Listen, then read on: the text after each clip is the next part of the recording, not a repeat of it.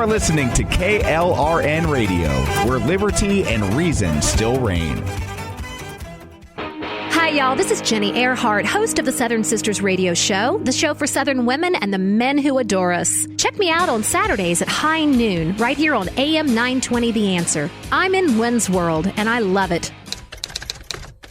All writers are prone to becoming so attached to our characters and stories that we struggle to see why a passage may not be working. It takes another set of eyes to help us nurture our writing to full maturity. At Black Wolf Editorial Services, we strive to enable writers to develop and grow, shaping stories into masterpieces that can stand the test of time. Editing services are provided for all genres and all age categories.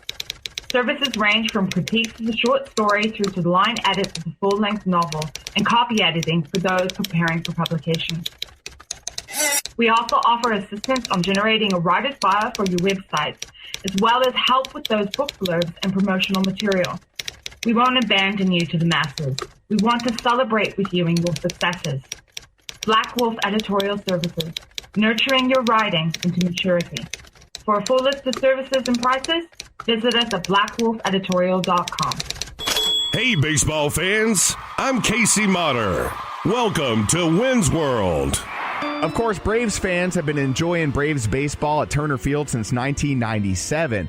But it's easy to say goodbye to Turner Field once your eyes fall upon the beauty and majesty of SunTrust Park in Cobb County. The Wenz was there for the home opener last Friday, April 14th, against the San Diego Fathers. I was able to catch up with one of the lead architects of SunTrust Park and a whole lot of wild and crazy fans giving me their predictions for the Braves' success, or lack thereof, in 2017. All right, folks, so I happen to run into the architect behind SunTrust Park. Sir, what is your name?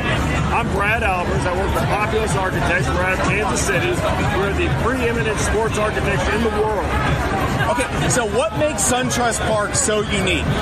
You know, really the biggest thing about SunTrust Park and the way it's unique is not only the ballpark, but the whole development around the ballpark, the battery. You know, working with the Braves on this piece and the development all around is a unique experience for us. Trying to integrate everything together to create a fantastic, fan experience before the game, during the game, after the game, all aspects. So you said you're from Kansas City, but are you a Braves fan? You know, I actually am. Even though I lived in Kansas City my whole life, I started watching the Braves in the 80s on TBS and fell in love with the team, and I've been a fan ever since. And so, for me personally, getting a chance to work on this project, it's kind of like my dream job, you know? Right. Okay, so where are some of the secret honey pots around here? Well, everybody's hearing about the chop house and the chilled drink rails and all that. And that's really great, and that's how the ballpark. But, some of the other places in the ballpark that every fan can go to that maybe is a little less known, the Xfinity Lounge on the upper concourse is a place where everybody can go into kind of a high-tech space. Just wandering through the kids zone, if you got kids with you, there's really great activities there. You got the Fox Brothers barbecue stand out there where they're cooking the meat right there in front of you.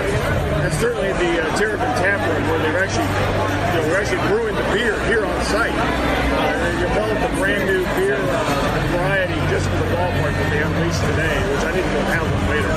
Thank you so much for your time, man. I appreciate it. Guys, it was so cool running into one of the lead architects of SunTrust Park. Of course, for a lot of us, it's all about the experience here in 2017. Wins and losses don't really matter to many, but it's also fun to get people's predictions and projections on how successful they think the Braves will be this year. So how many wins do you think? With Dansby, all of them. 85. 104. 100. 102. I think they'll have about 96 wins when they're at home again. Realistically, 94. Oh, realistically? 75. I'm not sure that these people know what realistic means. 0 till we bring Kimball back. 12. Yeah, as you can hear, a few weren't as hopeful as you'd think. 15. 25. But quite a few are keeping the faith. I gotta believe in my Braves. We're going to win the most 95% of the rest of the games. At this point, we're in the third inning, and the booze is flowing. Whoop, there it is. Cheers to Wayne's World. 162-0. That's impossible. We're 2-6 right now. 162-0. Sir, please do not deny me on this. 162-0. 81-0 at home. I don't know. 95. All of them. I'm going 35% of that. I love the Braves. I miss all my old players. I honestly couldn't tell you who plays for our team right now. But I'm not good at percentages. Just give me a number. How many wins? How many games are they? 135. 105. I'm going low, 76. 75. 75. 100. Is that realistic or hopeful? It's the truth. 102. I believe in the Braves this year, yeah. Maybe 50 or 60. Okay, but realistically. I'm hoping for 62. 81. All right, how many wins for the Braves this year? You want a real answer? Do you want a Braves answer or do you want the real answer? I want you to speak your heart, sir. 69. Yeah, it is 69, but I'm still going. We're not winning too many games this year. Generous, probably 64, 65, unfortunately. All right, but how many wins at the end of the regular season? What do you mean? All right, so there's 162 games in a season. So they've won 2 so far. How many wins total this year? All the home games. I don't know how many, So 81. but every home game because we're going to turn up and they're just going to win. That's just how it's going to be. Insert right answer here. What? So as we've heard, there seems to be some difference of opinion in regards to the amount of Brave success here in 2017. At this point, I wanted to know why people are so excited that the Braves are moving out to the burbs. All right, so I ran into a fan here. This dude drove all the way from Tennessee to see his Atlanta Braves in action against the San Diego Fathers tonight. What's your first name? Ryan? Ryan, how long have you been a Braves fan for? 10 years or so. Okay, what about SunTrust Park makes you so excited? The area it's in, it's got a lot of outside things that you can do besides, baseball. So I think it'll bring more casual fans to the game. Right, so when you come here, you don't feel like you're going to get your throat cut when you leave, right? Nope. It's in a nice place, nice area. Not scared to walk at night. Do you prefer SunTrust Park over Turner Field? Oh, absolutely. Okay, so let me ask the obvious question. Why? It's clean and brand new. And a lot less ghetto, right? I won't say ghetto. It just depends. It's just brand new and it's up to date and recent and a lot of good food options, bars. It's just awesome. Baseball fans, never fear. The Cobb County Police are here. The days of worrying about getting your throat cut or robbed when leaving a ball game are over. Nothing but green grass ahead, friends and listeners. These truly are amazing times for the northern suburbs of Atlanta. Straight ahead, we have Atlanta radio legend and my favorite radio rabbi, Larry W.A.C.H.S. He's here to discuss the Japanese film crew that crashed Peachtree Corners and more on SunTrust Park. Stick with us. Hey guys, has it been a while since you had a weekend to yourself, just you and the guys? Well, I'm Jenny Earhart, host of the Southern Sisters radio show. Tell that lucky lady in your life about the Pinners Conference. It's happening on April 21st and 22nd at the Cobb Galleria. You get a weekend to yourself and she gets to learn all sorts of delicious Pinterest recipes that she'll cook for you. That's a win-win. Just head to pinnersconference.com. Use promo code Southern Sisters to register and get free admission. Hey guys, it's Margaret Schwenke. I'm in Wenz World, and I'm here to raise you to the best version of yourself. Do you have the energy that you want to have? Are you in the smoking hot body that you're proud to take into summer? I'm leading a 21-day challenge, and it's going to be amazing. We're focusing on nutrition, fitness, meal planning tips, and all of this is taking place in a fun online community. The members of my current challenge are killing it and experiencing amazing results in their body. Reach out to me for more information, as I'm always accepting new participants for my next challenge. Nourish at margaretschwenke.com. NOURISH at MARGARETSCHWENKE.com. Later. Have an unused musical instrument sitting around? A guitar, wind instrument, or brass instrument you haven't played in years? Then gift it to the Gift of Music Foundation. We'll refurbish it and get it to a kid or program in need. For more information, giftofmusic.org. Hey guys, it's Lacey and Amber from Westside Yoga. We're in Wenz World and we love it. It's me, DDP, Diamond Dallas Page, the king of bada bing, the master of the diamond cutter, the three-time world champion and CEO and founder of DDP Yoga. You're listening to Wenz World, and that's not a bad thing. That's a good thing. Bang!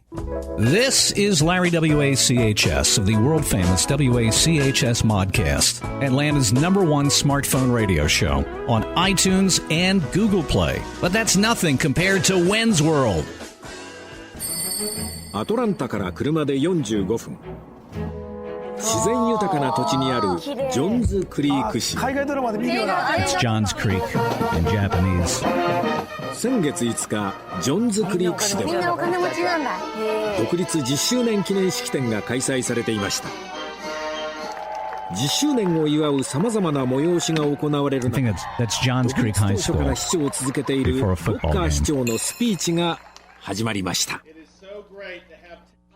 私は自分たちが素晴らしいと信じています。Mayor Johns Creek. 特別なものは特別な人たちによって作られます。Doesn't sound like they're making fun of them. Yeah, sometimes that language, though, just sounds like German. It sounds abrasive, but they could be saying good morning. It sounds like a jokey voice. I don't know what he's saying, but the cadence sounds mocking. Sure, I can see where you're going with that. Rewind it. Play it again. You'll see what I'm saying. 10周年を祝うさまざまな催しが There's the narrator. Kind of natural. 独立当初から市長を続けているボッカー市長のスピーチが始まりました。私は自分たちが素晴らしいと信じています。特別なものは特別な人たちによって作られます。そして皆さんは特別です。Who's adding? See the disparaging sound effects? Like, Yeah. And they're that's not how the mayor sounds. So why would he translate like hold on, like he's dubbing in a Godzilla movie? That's what it sounds like to me. These are just my impressions. It does seem like it's a hit piece. The reason I have my suspicions, too, is when they were interviewing me, the questions were just so dumb and slanted. What kind of questions were there? Class and race warfare questions. They were doing a story, I guess, about Peachtree Corners. Why Japanese TV is interested in Peachtree Corners is beyond me. It's like the equivalent of us being interested in, I don't know, some 40,000 person town in Japan. Sure. Fox News is going to do something on that. Really? Right. So it seemed really ridiculous when she first contacted me. Miss Yoko Fujimoto, the producer of this garbage. She was like the freelance producer working on contract with Fuji TV in Japan. Putting together this, they call it special news program. Gotta wonder if this is because of your past. They kind of found you and wanted to throw something back at you in some capacity. You think I'm a bad guy. See? No, I don't. I'm just saying the general But if you're in Japan and you see this, well, we're getting ahead of ourselves. We've got to show the... But what I'm saying is it seemed like a setup at the time I was being interviewed because of the biased questions and some other details. I'm going to get into this on the Modcast. Don't you worry. We have a whole... I have the audio breakdown. I have interesting phone calls I made after seeing the video. We'll get into it. Okay. Have you had a chance to check out SunTrust Park yet? Yes, I have. Oh, did you go opening night? I did not. I went, technically, I went to the exhibition versus the Yankees. Okay. Yeah. Very cool. Just as wonderful and awe-inspiring as I said it would be. It really is spectacular. People are amazed. Like, remember what I told you on the Modcast? I said that people don't know anything about it because the local news media, again, not doing their jobs and not telling any people how wonderful the SunTrust Park is and the Battery due to the fact that they're, taking political sides because the Braves dared to leave the city of Atlanta, the sacred city of Atlanta. It was like an extortion racket. Yeah. Keep your stadium in the city of Atlanta or else, we'll throw a fit in a tantrum in the media. And that's what they did, and nobody knew what was going on there because they were kept in the dark, and all they heard was about how bad the traffic will be. Well, lo and behold, this week the Braves win 4 in a row. They the traffic was nothing, and they had packed crowds, and everybody on television. It looked great on television. The stadium looked nice and small and compact, even on TV. Yeah. The fans looked happy and relaxed, and there's so much excitement going on. Now hearing the commentary after the fact, people are starting to say, oh, my God, how did we not know about this thing? Yeah. I told you this would pass. You did. Antico Pizza opened up a new place right up there, and they can go anytime. It's so cool. Yeah, even in November, you'll be able to go to the Terrapin Brewing Company and grab a beer. Baseball season's over. That doesn't mean I can't enjoy the area. Yeah, they're going to have concerts there. There's always going to be a reason to go there 24/7.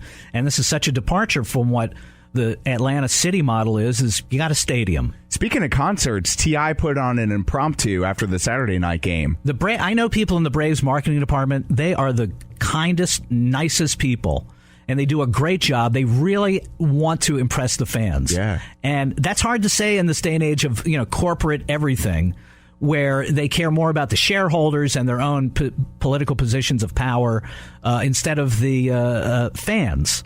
The customers. There's less customers than ever before. You're just like a number on a spreadsheet.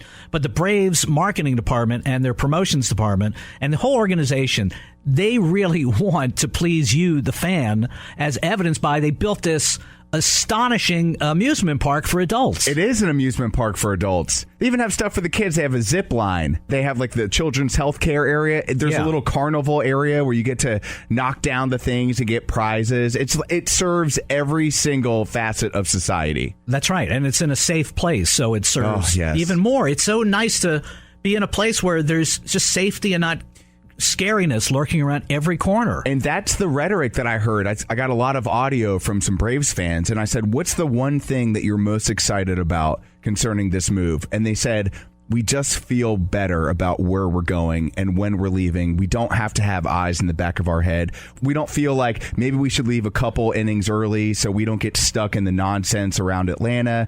And here, you come and go. You don't feel like you're going to get your throat cut. And I think this is the best thing that could have happened to this organization. Also, I've noticed with the staff, they were so friendly. I didn't even have my media pass on me because I had to go inside to pick it up. And the guy was like, sir, right this way. I mean, I didn't even have to go through the line. He's like, right here, sir. Yeah. Just, if you don't mind, just let me look through your bag. I was like, sure. All I had was a microphone and some other things. And the guy had his wand. He just made sure I didn't have a gun or anything on me. He's like, yeah, Jared will take care of you. Right this way, sir. And I felt like an elite. I was like, wow, I feel honored. I feel like I'm being honored because I'm part of this thing tonight. Then I go in, the guy's on the elevator already. You don't even have to push the button, sir. Where can I take you? It was like the Wonkavator. Wherever you want to go, we'll take you here. A Wonkavator. And I get out, and the sun is shining. All the every single little pop-up pizza spot had like 9 employees waiting to take your order with smiles on their faces, cold beer everywhere, a tomahawk in every seat. Even the workers were happy. You can tell they're like, finally, we're going to be somewhere where people appreciate us. And I did, Well, they're going to get tips. Yeah, they're going to get hooked up, which is, I'm so happy about it. This is great. You get in there, you can work at every restaurant, Yeah, yeah. Get a lot of jobs in there. It's a job magnet. It's unbelievable. So it's going to have a big positive effect on everybody. And it's nice to see they stuttered at the beginning because they were, I think, give them the benefit of the doubt. They're a young team on the road out of the box. They can't get comfortable. And they're playing, the Mets, which have an unbelievable rotation, so it's tough on the road. But then they get home and they start playing. Now, I stick by what I said. I'm not really concerned about what's happening on the field.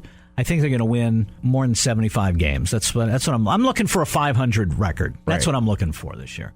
Then it'll give me comfort to say they're on their way. They're on their way. They just got to get a couple of free agents. They got to, it's too early to tell on a lot of these prospects, especially in this day and age of specialization in baseball.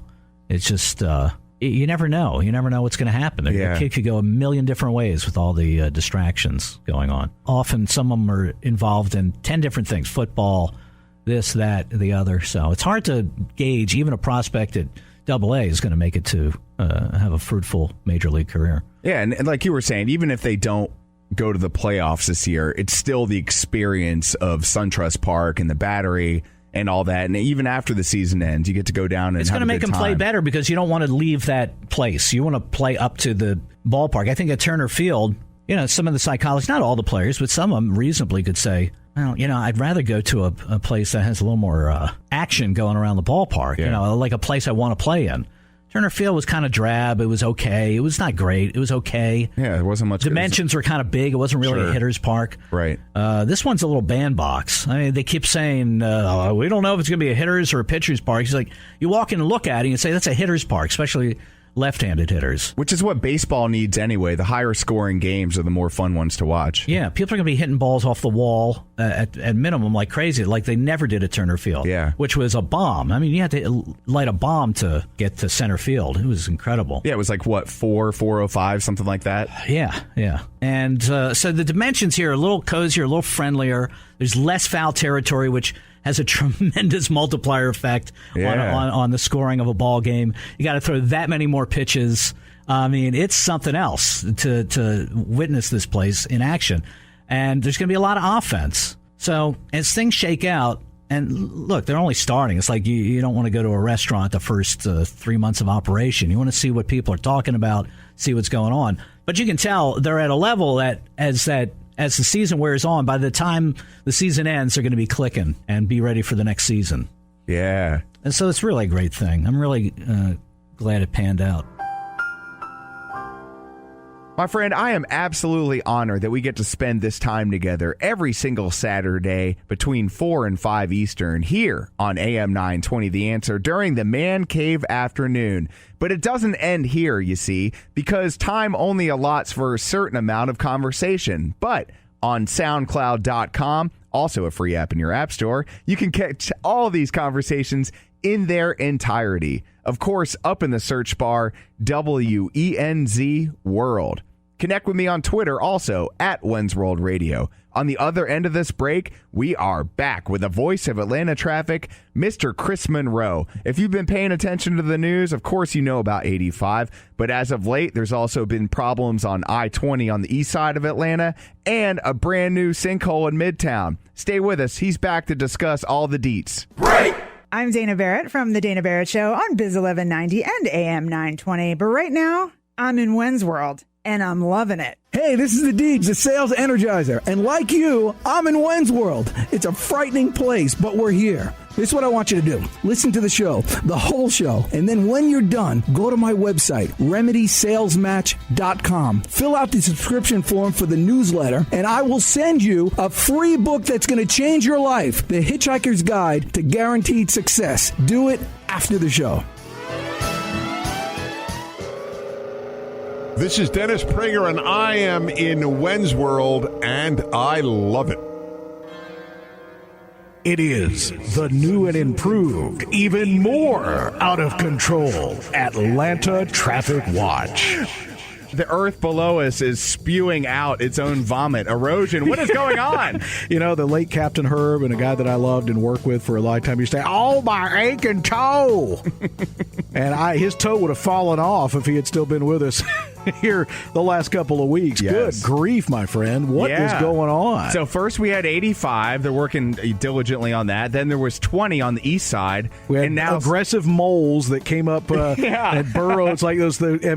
Literally, I was watching this thing, and it looked like an earthquake was coming up. I was watching this on the live Skycam. Right. And the earth buckled up, and we thought it was a gas main, but apparently it turned out to be a gas main that was abandoned, an old line that had been replaced, and they were filling it, for whatever reason, with concrete. And it was way downstream, and they were pumping this concrete through this line, and it hit some sort of blockage, so the concrete had to have somewhere to go. Right. So it just bubbled the expressway up. Wow. Yeah. So there's that. And then just a few days ago, there was the one, in Atlanta on 5th, right? Yeah, where there's a sinkhole down there in Midtown on 5th Street. Now, if you may not have been around long enough to remember this, but there was a sinkhole that actually swallowed up a building on 14th Street at the connector. There used to be a Wolf camera there for years and years and years, right at the corner of 14th Street, and I actually covered that in the 90s. There was a mass. This sinkhole was the size of a McMansion. It was. A couple of people died. Yeah, so it had been a while since we've seen this kind of infrastructure. But let me stress that a lot of folks are saying, well, Atlanta's infrastructure is crumbling. Well, no, not really, because the 85 collapse was caused by a homeless crack addict that started the fire. The I-20 buckle was caused by a contractor pumping cement through that caused that to happen. It wasn't the infrastructure. It was, some work going on underneath the earth. And then I don't know about the foam tomahawks up on 75. Oh, can we talk about that for a minute? You were on the scene. I was on the scene. The Wenz on the scene in the Santa Fe there, cruising down 75. That is Mobilecom 3. Mobilecom 3. Well, we can't officially drive the station vehicles because they're sitting on cinder blocks. But beside that, they really are. True story. So I'm going down 75, just passing Windy Hill. And the motorists in front of me are weaving. I'm like, what the heck is going on? Thank God I was in the second left lane. There was one box in the far left lane and one box in the third left lane. And I'm like, what the hell is going on? But the boxes were moving. They were sealed, but they were moving pretty rapidly as the cars passed. So I'm thinking, what, are they empty? What is in it? Like, is there just like those little foam pieces, those popcorn pieces? So I get to work, and then about an hour later, I see on social media that the foam tomahawks had fallen off a truck. How they fell off a truck is beyond me. Like, it wasn't sealed, like they were in a pickup truck. I think it was a marketing ploy. Yeah, right. But that went wrong. Meanwhile, had I gotten in a wreck, my friend, and though I'm not a Braves fan, I would have solidified season tickets for the entirety of my life until Jesus comes back. Well, that would have been a good move. I have been to the new SunTrust Park. I went to opening weekend. I went to Sunday. Have you been there? I went Friday night for opening night. So you went to opening night. Yep. It is the facility by which all facilities will be judged now. It is. And can I say, please, right here officially in the world of Wenz, that I have been one of the few, and go back and listen, I have been one of the few people that all along that said traffic was not going to be that big a deal around the new SunTrust Park. Right, you did. You and the great WACHS have said the same things. Yeah. The focus has been moved to the right things now. People are now talking about how beautiful the park is instead of, the traffic, it's going to be terrible, and I have to sit in my car in my AC for an hour. Yeah, right. No, I never did think it was going to be that big a deal. Cobb County Police did a fantastic job. Just, can you feel the difference when you walk in that stadium? Of just the pleasantries of people. No, excuse me. No, after you. I get chills talking about it. it was the whole vibe around around the whole stadium is so much markedly different than Turner Field. And here's my question. We had two major stadiums near. They talk about, why would you build a stadium near a major interchange? Okay, we have Phillips Arena, the Georgia Dome, Mercedes-Benz, Georgia Tech, and Turner Field, all within a few hundred feet of the 75-85 I-20 interchange. Right. And we have for years, and we've survived. So nobody, and you were to listen to the other media, we've got 19 helicopters up, 400 reporters on the ground. And it was so funny to listen that Friday night. They all had to wrap up early. And then the next day, there was this whole, it wasn't as bad, but we'll have to really see. Well, I'm sorry, I'm just venting off some No, you're right. Because it's just this constant overhype of the media on everything. Right. Hysteria sells, man. It does, but when are people going to finally get the cry wolf syndrome, man? You'd think they would right now if they've read any of our childhood tales, but here we are, hundreds of years after those books were written, and the story continues. Yeah, it does. I just don't understand why people just eat the stuff up, and everything is clickbait today. And look, I get it. It's not like there's 4 radio stations and 3 TV stations anymore. There's 8 million radio stations between satellite and online and IP only, and 800 television stations, and how many websites are there and all of that. So I know it's you're competing for eyes and ears. But at some point, you've just got to be somewhat down to earth with people. This whole thing of the mayor going on and say, make sure you've got a full tank of gas before you get out on, the first Monday after the bridge collapse. Okay. Because we had spring break, and then he did a press conference and said, well, you need to make sure you have. It was almost like talking about going out in a blizzard. Right. It's people make adjustments. People have made adjustments because, you know what? When you let Americans think for themselves, we're smart enough to handle our own lives. Yeah, and you can exercise all your options as well. Well, there are plenty of options to exercise. There just are. Yeah, if you can't take that 85 spot, find a back road. I was talking to one of your associates, Greg, who does afternoon traffic. Yeah. We were talking about the whole nonsense with 85 and whatever. He's like, what people need to do, and this is something that you've said, is just take a day and go for a drive and figure out what would be a decent alternate route to my usual path. It does 2 things. One, it gets you to see something you've never seen before. Because think of all the streets you've never seen, even in your own city.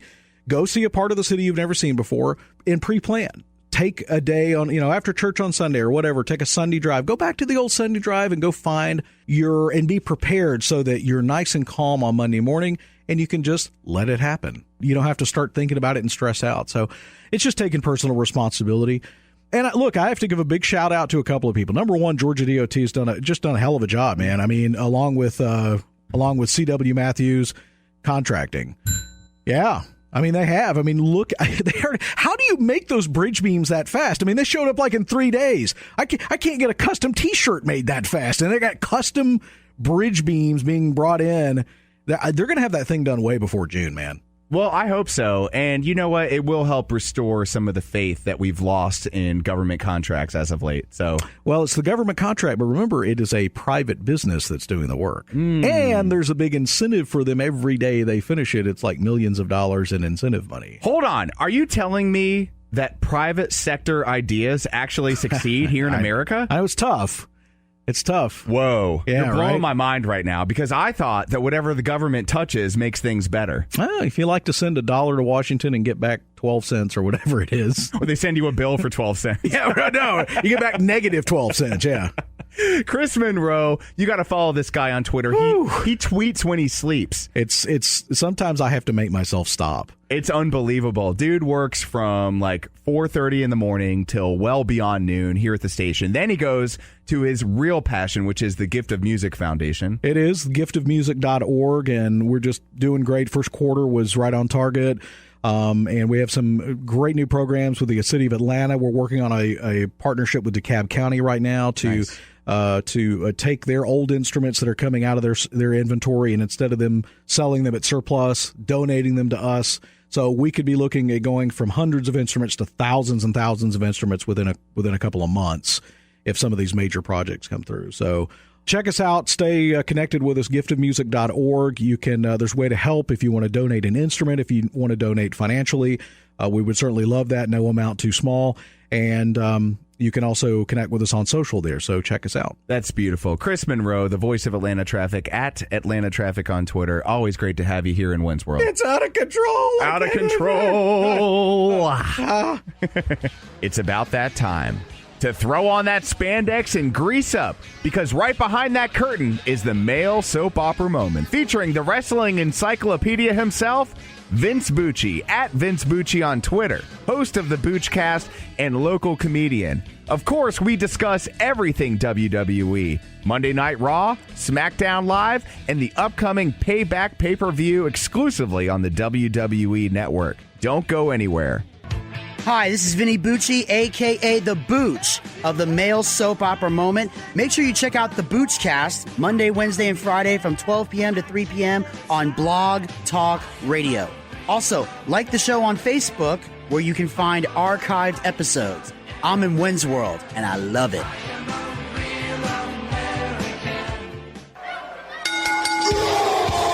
Wrestling is so fake, Joey. It's still real to me, damn it! This is your male soap opera moment. Oh, it is the male soap opera moment. Of course, it wouldn't be as soap opera-esque without the one and only Vincent J. Bucci. That's right. The Boots in the house, soap and opera and all.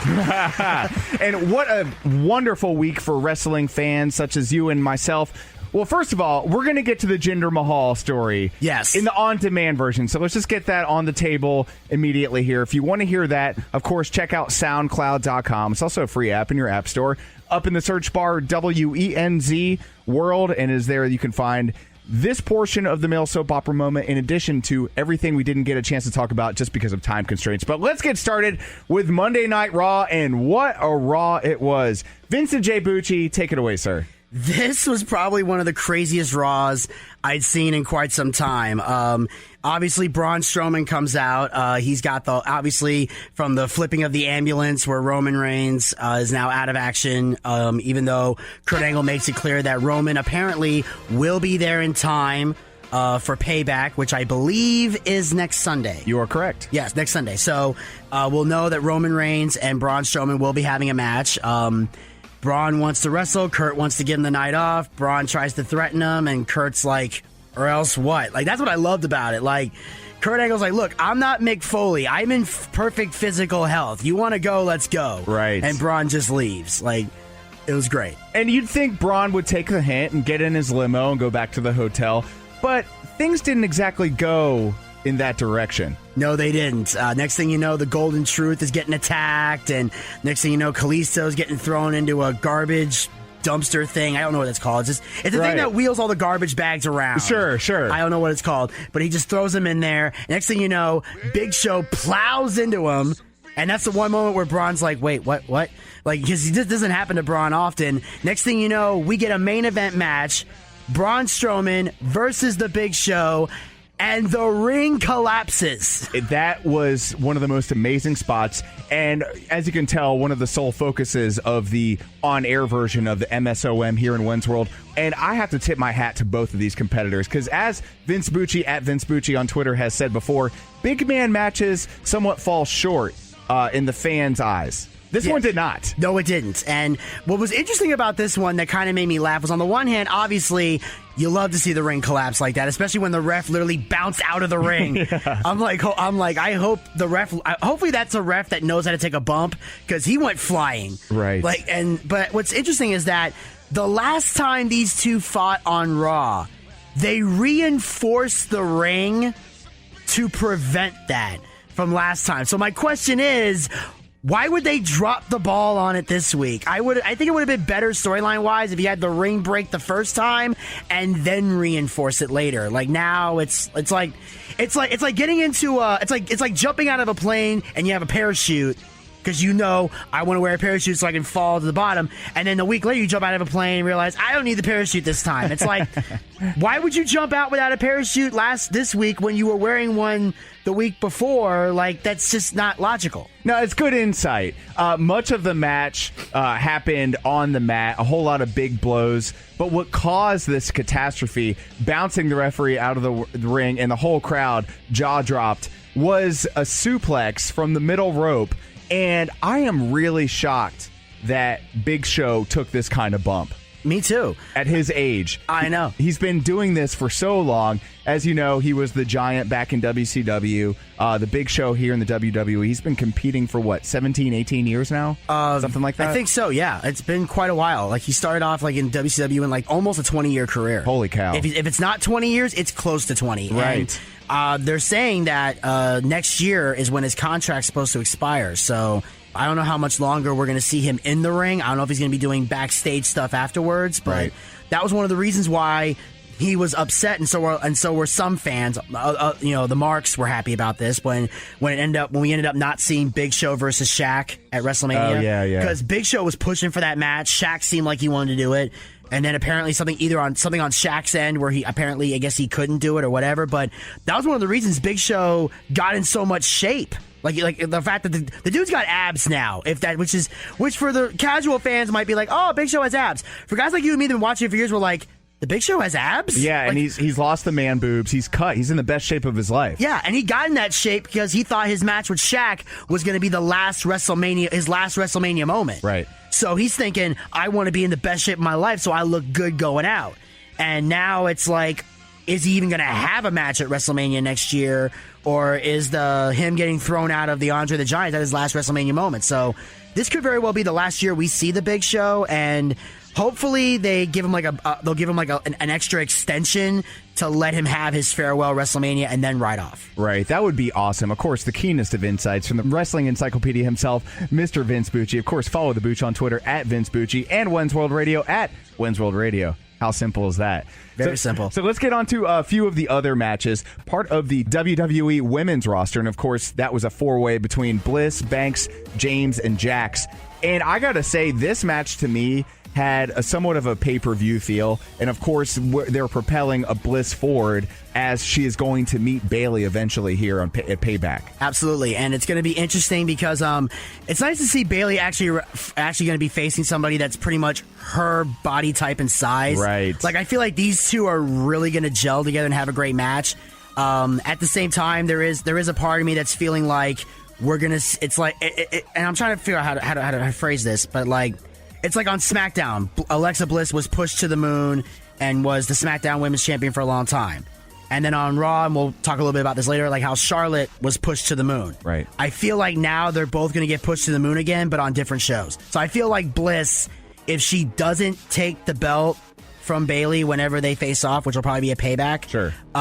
It's definitely going to happen down the road. And I'm just thinking, like, on the one hand, it sounds good on paper, but at the same time, I hope that they're going to, mix everybody else in too and not just be like, okay, we push Bliss like crazy on SmackDown. Now she's on Raw. Let's just push her here too. It's like, don't bury your Raw women's division under Alexa Bliss like they did on SmackDown. You know what they say, time flies when you're having fun, and that's all the time we have for the on-air edition. But wait, folks, there is more exclusively on demand. SoundCloud.com, as mentioned before, but also a free app in your app store up in the search bar, WENZ World. It is there that we will cover the remainder of the Raw results as well as SmackDown Live and a look ahead toward Payback. So until next week, be cool. Be well.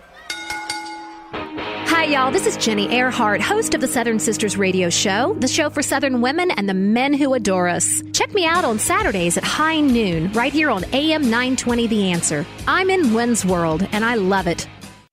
I'm JP Sears. I'm levitating in Wenz World, and now I'm fully enlightened. Folks, I am absolutely honored to have His Enlightenedness, author, comedian, and satire specialist JP Sears right here in Wenz World. JP, welcome to the show, man. How are you? I'm pretty good for a redhead, so that's the best I can be doing. But yeah, so happy to be here, Joey. I appreciate you inviting me on. Of course, man. For those of you who aren't familiar with JP, he has over 200 videos on YouTube. Of course, he has an awesome website where you can connect with him personally, awakenwithjp.com, and every single social media outlet at Awaken with JP. And this dude has just written a book. It dropped just a couple months ago. It's called How to Be Ultra Spiritual, 12 and a half Steps to Spiritual Superiority. JP, I have gotten through almost all of this book, and there's so much that goes into it. What was the magic behind the thought process of writing this book? Yeah, well, one, you having been through most of the book, you've gotten further through it than I have. I wrote it, but I refuse to read it. So I put my heart and soul into the book, and for me, the magic is I wanted to share my perspectives through the language of humor. I think comedy is a language that a lot of people can connect to. It's a language that a lot of people are willing to pay attention to. So comedy being a very natural aspect of just my being, it's sort of like, a fish swimming in water. So using that to share the perspectives that I'm passionate about, helping people help themselves find more meaning in their lives, let go of old dogma, let go of that which served them that no longer serves them. That, to me, that's the intended magic to be imprinted in the book. Now, I love how you bring up your family background into the book, like your mom's love for the band Journey. And there's a good portion of the book. You know how in society people tell us it's not about the destination, it's about the journey. But go into why you think that the journey industry is an absolute fraudulent industry. Oh, yeah, absolutely. If you buy into the propaganda that the journey is really what it's all about, then you're a returning customer. You never get there, so it's just kind of like you're on the treadmill of always needing to be on the journey, so they get you with a scam. But if you actually reach the destination, then you wouldn't be a returning customer. And I kind of think the statement, it's a journey, not a destination, is a bit of a destination itself. You are a hardcore vegan, are you not? There's definitely a part of me that's a hardcore vegan, but I simultaneously eat a hardcore meat-eating diet. So I'm an equal opportunity diet employer. But the most enlightened part of me is a hardcore vegan for sure. That's awesome. In a lot of your videos, people can see you out with the headband on and the flower. And I got to know, what's the thought process behind that? There was not much thought process behind that originally. So I was filming the first Ultra Spiritual video, and just at the last second, the camera was even out, it was on, and at the last second I thought, wow, New Age people, kind of like a headband and a flower, that's a little bit symbolic of the culture. So just at the last minute, I grabbed something, rigged up a headband, and then once I stumbled into the idea of like, oh, hey, I could actually make more videos, after the first one was out for a few weeks, then I just thought, well, the headband, that's a character building sort of thing. So let me do that again. The headband's obviously the most important part of my life. There's a chapter in your book, chapter 11, that talks about plant medicine compulsions. And I wanted to get your thoughts on whether April 20th is truly significant or we should all celebrate this day every day of the year. Yeah, more is always better when it comes to celebrating 420. And to me, the magic of cannabis is once upon a time, it was a dangerous drug. I mean, according to the wise sage Ronald Reagan, it was just a lethal drug. But somehow this magical plant transformed into a medicinal herb. So I just think that's beyond majestic. It's a very mysterious aspect of the plant. How much has cannabis played a role in mindfulness for you? That's a good question. I think it should play a role for other people. Probably 100% of their mindfulness practice, because it really comes down to preventative medicine, and because it's medicinal. And there's a lot of diseases that people need to prevent, so there's a lot of preventative medicine that they need to participate in. But for me personally, it is just not my thing. So you talk about being religiously unreligious. Did you grow up in a somewhat religious home, or was this thought process gained across the way, along your journey? Yeah, I grew up pretend Catholic, really. My mother's side was Catholic, and we didn't really go to church that much, but whenever my grandparents were around, the thing to do was we just pretended that we went to church all the time to try to make them happy. So that's a little bit of a dabbling into Catholicism gave me a taste of religion, but I wasn't suffocated by it. And then, doing some reading and studying, acting like a astute human being, I've dabbled into some of the knowledge of religions, but I've, never really had the pull to deep dive and brainwash myself in any philosophy, whether it's religion or labeled something else. So, I guess you could say I am religiously unreligious. Now, you talk about gurus following your followee, and you mentioned quite a few aspects of your life. They're really funny, and you also incorporate stories of fans and friends of yours. Now, if there's one person that you would say that you've looked up to the most, who would that be and why? I think the Dalai Lama. I think he represents the ideal fitness level we should all strive for. I think his ability to crush a 4-hour meditation within 5 minutes is just something that, it's very inspiring how he transcends time. And I think his ability to keep his head shaved, because when you boil it down, all enlightened people either have long hair or they're bald. There's really no middle ground on that. I've been rocking the long hair status for a while, but it's a lot of maintenance, really. I think to be a responsible spiritual teacher, I need to advocate people go bald, because I think it was Spider-Man's uncle who once said, with great hair comes great responsibility. JP Sears holds 3 world records, one for humbleness, one for being the most spiritually awake, and the third one for being the most humanly asleep. In addition, a universal record for radiance. How do you respond to this kind of acclaim? Yeah, I don't think of those accolades too much, because I'm too humble to dwell on them. I'm the most humble person I know, so I really don't like to talk about those. But I realize our agreement for this conversation was that you're contractually obligated to mention them. Yes. So I love to demand other people talk about my accolades, but, being humble, I don't like to mention them. All right, so what I want to do really quick is go through these 12 and a half bullet points. If you can give me like a sentence or two that kind of encapsulate that chapter, because I know you're on a time thing, and I really appreciate your time, JP. Yeah, I would be more than happy to pretend that I remember what I wrote. All right, so let's start with chapter 1, because that's a good place to start. The name of the chapter is Competitive Spirituality. What does that mean to you? It basically means proving to other people around you that you're more spiritual than them, because it's really a competition when you boil it down.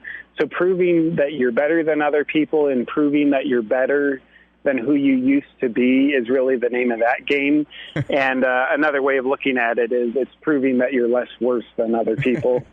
What role does subtlety play in that, do you think? I think the more subtle, the better. The more you can get people to imply in their own minds that you are more spiritual than they are, the deeper the realization of your spiritual superiority will go in their being. Now, speaking of deeper spirituality, tell us how in your life feelings buried alive helped you thrive. Yeah, it's an absolute accident that human beings have emotions.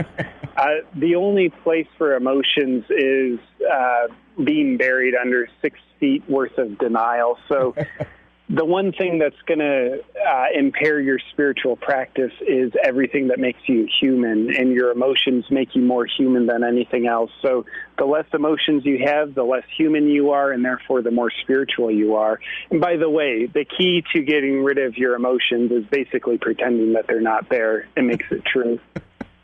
Now, you're talking about your awakening in this book a lot and other people's awakenings. Tell us the importance of dreaming it up versus actually experiencing an awakening. Yeah, what really counts with regard to your awakening is your ability to tell other people that it happened and your ability to have a good story, complete with adversity and triumph within that story. So a good story doesn't have that much correlation to truth. So if your awakening story isn't a very good one, then you can just truth it up with a little bit of fiction. Now, you are a yogi, are you not? I am. Excellent. So how does yoga in your life increase your flow? Oh, wearing yoga pants is where it's at. I mean, the benefit of yoga, it's 5% doing the yoga and 95% wearing pants that are significantly too tight for your adult size.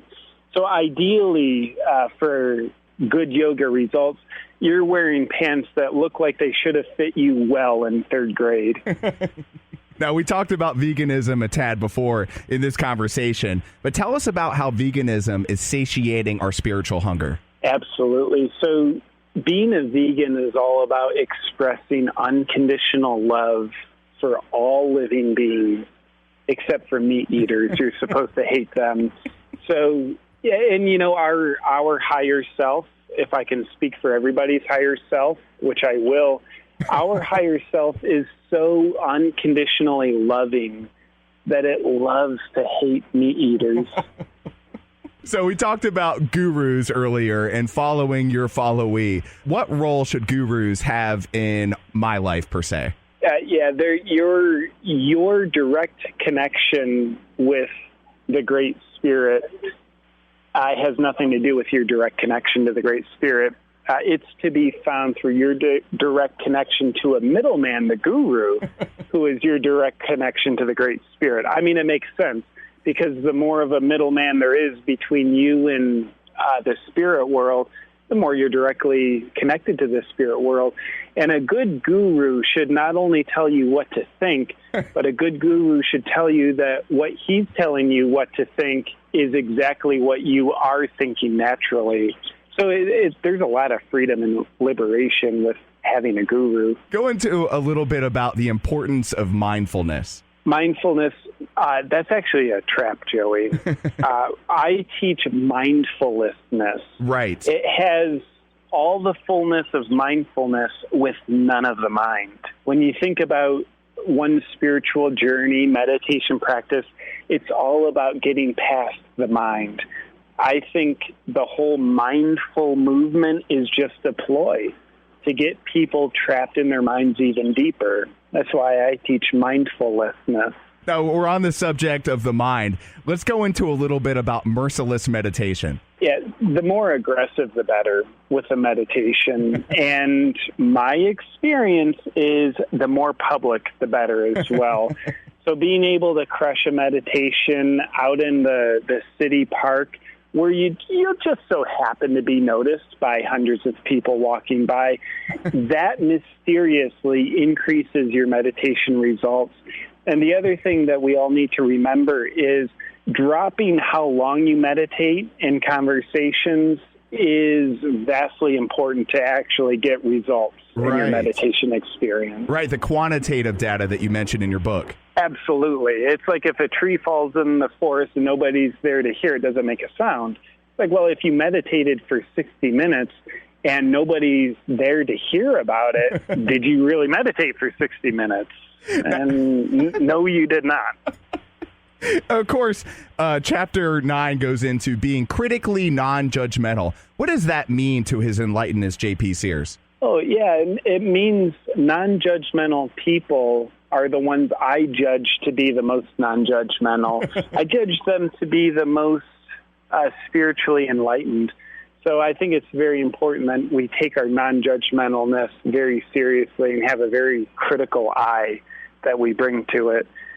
Because quite honestly, from my place of complete non-judgment, I determine that non-judgmental people are simply better than judgmental people. And that's not a judgment. That's just an observation. Now, of course, we talked about your spiritual walk and religion. You consider yourself religiously unreligious. But to the listener here in Wenz World, what does that exactly mean to you? It means you're so anti-religious, you're so anti-dogma, that you become very dogmatically against dogma.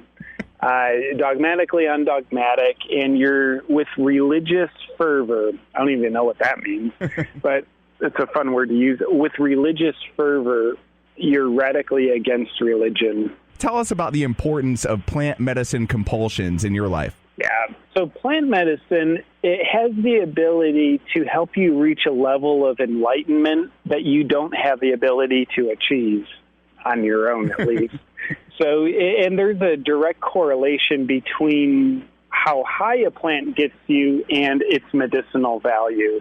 So, of course, the more a plant will blitz you out of your mind, it helps you seek sobriety from your sober mind. So the more it does that, the more of a spiritual experience it is for you. So nonetheless, plant medicine can do all the work for you. One of the coolest aspects of this book is that in the later part, Chapter 12, you give us grounds for spiritual testing so we can measure ourselves against J.P. Sears, his enlightenedness. Absolutely. So there is a test that I give people, because a lot of people, Joey, they say, oh, am I ultra spiritual? How do I know? Well, there's a test in the back of the book, and the test is guaranteed to make sure you don't pass it unless you are, in fact, ultra spiritual. That test helps lead us to the 12th and a half chapter of your book, Convincing Spirituality. In your life and in my life, what should I consider to be convincing spirituality? Yeah, convincing spirituality is all about helping other people recognize your spiritual superiority. So it's really the crescendo of the whole book. So we have to consider, what clothes am I wearing? Is my shirt purple enough? Is it expensive enough that it looks cheap enough to exude the aura of I care about the earth and nothing else? Here's my $79 hemp T-shirt that looks like it costs $3. I mean, that is a stamp of convincing spirituality. Oh my gosh. Author J.P. Sears, his enlightenedness. Connect with this guy on social media, on every single platform, from Snapchat to Instagram, Facebook, Twitter, so on and so forth, at Awaken with JP. Check out his YouTube channel, Awaken with JP, over 200 awesome videos. You will laugh till your chakras hurt, all 7 of them. And of course, you can connect online, his website, awakenwithjp.com. Author, spiritual guru, and my personal hero, J.P. Sears, thank you so much for your time today here in Wenz World, man. Oh, you're welcome, Joey. Thank you for having me into this bubble of a world you have. I love it. Hey guys, it's Margaret Schwenke. I'm in Wenz World, and I'm here to raise you to the best version of yourself. Do you have the energy that you want to have? Are you in the smoking hot body that you're proud to take into summer? I'm leading a 21-day challenge, and it's going to be amazing. We're focusing on nutrition, fitness, meal planning tips, and all of this is taking place in a fun online community. The members of my current challenge are killing it and experiencing amazing results in their body. Reach out to me for more information, as I'm always accepting new participants for my next challenge. nourish@margaretschwenke.com. nourish@margaretschwenke.com. Later. Have an unused musical instrument sitting around? A guitar, wind instrument, or brass instrument you haven't played in years? Then gift it to the Gift of Music Foundation. We'll refurbish it and get it to a kid or program in need. For more information, giftofmusic.org. Do you want to reach thousands of customers in a matter of seconds? Email me, wenzworldradio@gmail.com, WENZ worldradio@gmail.com. We can also talk on Twitter. Direct message me at Wenz World Radio.